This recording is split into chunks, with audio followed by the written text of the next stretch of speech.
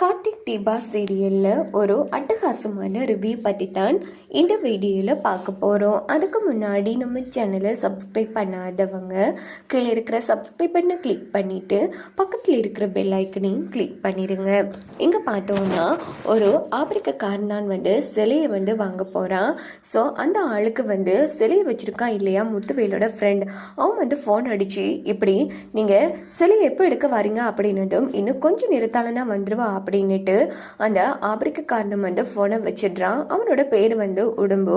அப்படின்னு பார்த்து அவன் ஃபோனை வச்சு கேப்பில் பின்னாடி மயில் அவன் மண்டையிலேயே ஓங்கி அடிச்சுட்டு அவனோட ட்ரெஸ் எல்லாம் போட்டு, அது மட்டும் இல்லாமல் என்னெல்லாம் கொடுத்தா அந்த ஆள் சிலையை கொடுப்பானா அதுக்கான ஆதாரங்களையும் எடுத்துட்டு அந்த நீக்ரோக்காரன் வச்சுருந்த அந்த பெட்டியும் தூக்கிட்டு அவங்க கெட்டப்பே சேஞ்ச் பண்ணிட்டு மயில் வராங்க. இதை பார்த்து காத்தி, அப்படியே நீங்கள் ஆப்பிரிக்கக்காரன் மாதிரி தான் இருக்கீங்க அப்படின்னதும், தேங்க்ஸுப்பா, ஏப்பா உள்ளே எடக்க முடக்கா எது நடந்தா என்னை காப்பாற்ற வந்துடுவல்ல அப்படின்னு போது, எங்க அப்படி ஒன்றுமே நடக்காது, இந்த பெட்டியை கொடுத்துட்டு நீங்கள் போய் சிலையை வாங்கிட்டு வாங்க, நான் வெளியிலேயே வெயிட் பண்ணுறேன் அப்படின்னதும் கார்த்திக் வண்டியில் வெளியில் வெயிட் பண்ணிட்டு இருக்காங்க. அப்படின்னு பார்த்து மயில் ஆப்பிரிக்கக்காரன் போல் உள்ளே போகிறாங்க. நீங்கள் யார் அப்படின்னு அந்த ஆள் கேட்டதும், நான் தான் உங்ககிட்ட சிலையை வாங்க வந்தவன் அப்படின்னுட்டு பாதி 10 ரூபா நோட்டை கொடுத்ததும் அந்த ஆள் தனக்கிட்ட இருக்கிற 10 ரூபா நோட்டோட மெச் பண்ணி பார்க்குறான். சரியாக வருது, சரி இருங்க சிலையை எடுத்துகிட்டு வரேன் அப்படின்னு சொல்லிட்டு அந்த ஆள் பார்த்துட்டு சிலையை எடுக்க போகிறான். அங்கே பார்த்தோன்னா ஒரு கிணத்துக்குள்ளே தான் சிலையை கட்டி மறைச்சி வச்சுருக்காங்க. நீரா சிலையை எடுத்துகிட்டு நம்ம மயில் முன்னாடி இருப்பாட்டினதும் இதை வெளியில் நின்று பார்க்குற கார்த்திக் செம்ம அதிர்ச்சியாகிறாங்க. பாவீங்களா, இவங்கிட்ட தான் சிலை இருக்குது அப்படின்னு. சரி முதல்ல பெட்டியை கொடுங்க அப்படின்னதும் மயிலும் பெட்டியை கொடுக்குறாங்க. அதில் இருக்கிற தங்க காசுகளை பார்த்துட்டு அந்த ஆள் ரொம்ப ஹாப்பியாகிறாங்க. சரி இந்த சிலையை வச்சுக்கோ அப்படின்னதும் மயிலும் சிலையை வாங்கிக்கிறாங்க. சிலையை வாங்கினா அடுத்த நொடியே போலீஸ் வலிச்சு பிடிச்சிடுறாங்க. ஏண்டா நான் அவ்வளோ தூரம் கேட்டோம், நீ இந்த சிலையை கொடுக்கல, இப்போ பாத்தியா தேவையில்லாம நீ அவை வலையில சிக்கிட்ட, கிளம்புடா அப்படின்னு போது, சார் சார் விடுங்க சார் அப்படின்னு அந்த ஆள் கத்தினதும் உடனே மயில் அவங்களோட கெட்டப்ப கழிச்சுக்கிறாங்க. என்ன அப்படி பாக்குற, நீ இப்படி சிலையை விற்கிறதா இருந்தே ஆப்பிரிக்கக்காரன் அவன் வாயை பொழந்துட்டு கிடக்காண்டா, எவ்வளோ தைரியம் இருந்தா நம்ம நாட்டு சிலையை இன்னொரு நாட்டுக்கு நீ நாடு கடத்துவ சார், இவனெல்லாம் சும்மா விடக்கூடாது அப்படின்னதும் உடனே அந்த ஆளை கைது பண்ணிட்டு போறாங்க. சார் இதுக்கு பின்னாடி இருக்கிறது அந்த முத்துவேலு சிவனாண்டியும் தான், முதல்ல அவங்கள கைது பண்ணுங்க அப்படின்னு இந்த ஆள் மாட்டி விட்டதும், டேய் அவங்களுக்கும் ஆப்பு இருக்குடா கிளம்புடா அப்படின்னு சொல்லிட்டு போலீஸ் கைது பண்ணிட்டு போயிடுறாங்க.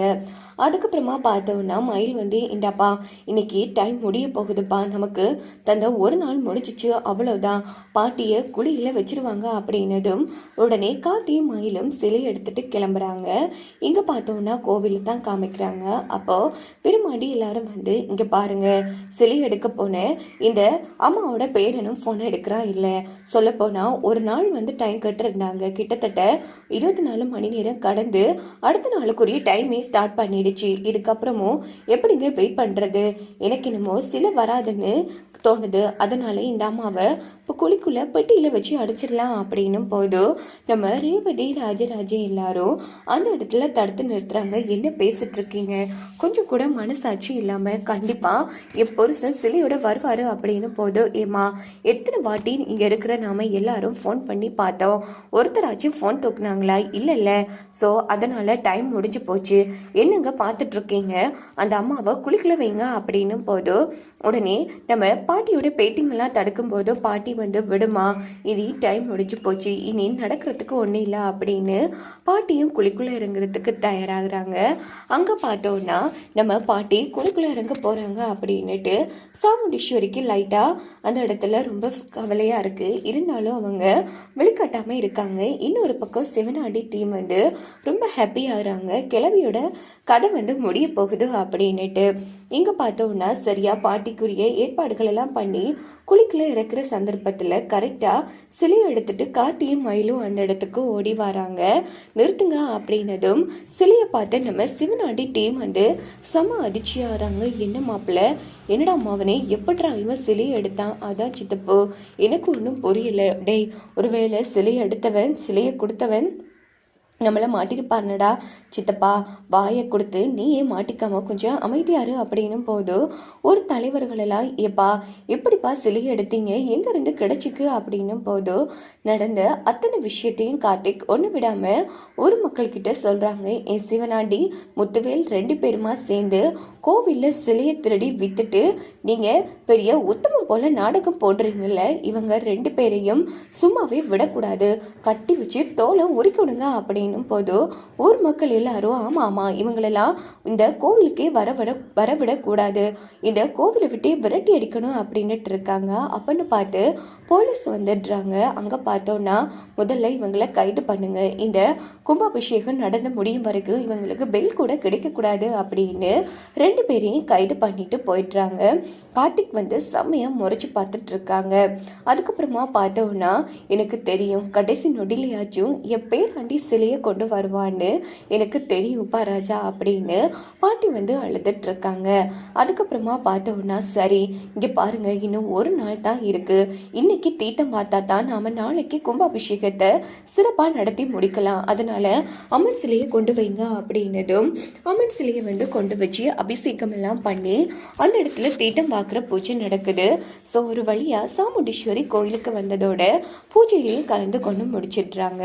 அதுக்கப்புறமா பார்த்தோன்னா ஊர் மக்கள் எல்லாருமே சாமுண்டீஸ்வரி கிட்ட வேண்டி கேட்குறாங்க, அம்மா பார்த்தீங்களாம்மா கடவுளோட விதியை, நீங்கள் கோவில் பக்கமே வரமாட்டேன்னு சொன்னீங்க, இந்த கும்பாபிஷேகம் நடந்து முடியும் வரைக்கும், ஆனால் தீட்டம் வரைக்கும் அம்பாள் உங்களை கோவிலுக்கு அழைச்சிட்டாங்கம்மா, அதனால் தப்பாக நினைக்கலன்னா கண்டிப்பாக நீங்கள் எங்கள் கோவிலில் நடக்கிற கும்பாபிஷேகத்துக்கு கலந்து கொள்ளணும் அப்படின்னு ஒரு மக்கள் எல்லாரும் வேண்டிக்கிறாங்க. உடனே சாமுண்டீஸ்வரியும் சரி நீங்கள் எல்லாரும் இவ்வளோ தூரம் கேட்குறப்போ நான் எதுக்கு மறுக்க போகிறேன், கண்டிப்பாக பூஜையில் கலந்து கொள்கிறேங்கிற மாதிரி சாமுண்டீஸ்வரி அந்த இடத்துல சம்மதிச்சதும் எல்லாருமே வந்து ரொம்ப சந்தோஷம். பார்த்தோன்னா இந்த வாட்டியும் எல்லா பிளானும் சொதப்பிடுச்சே அப்படின்னு சொல்லி காளியம்மாவும் நம்ம சந்திரகலாவும் வந்து பேசிட்டு இருக்காங்க. அத்தை இப்போ என்ன அத்தை பண்ணுறது, இனி ஒன்றுமில்ல மருமவளே, என் மகனையும் அந்த முத்துவலை நம்பி இனி எந்த பிரயோஜனம் இல்லை, பொம்பளைங்க நாமளே பேசாமல் கழுத்தில் இறங்கிடலாம் அப்படின்னு சொல்லிட்டு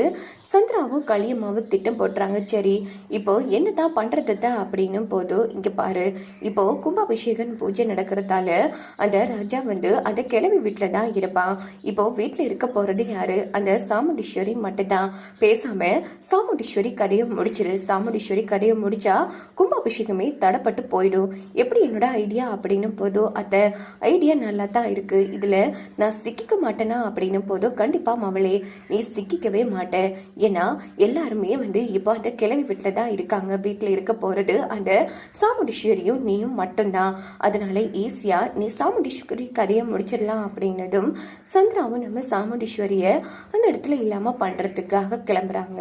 இதோட பார்த்தோம்னா இந்த எபிசோட் முடிச்சிருக்கு.